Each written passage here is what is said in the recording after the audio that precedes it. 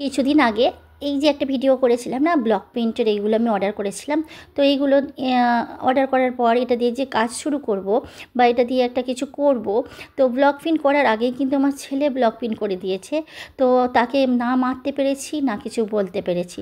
চলুন আপনারা নিজেরাই দেখে নিন না সে কীভাবে ব্লক প্রিন্টগুলো করেছে।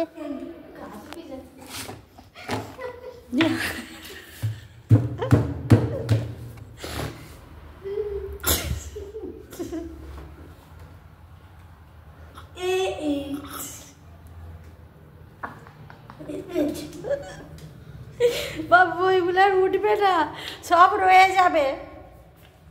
এমন ভাবে ঘটনা যে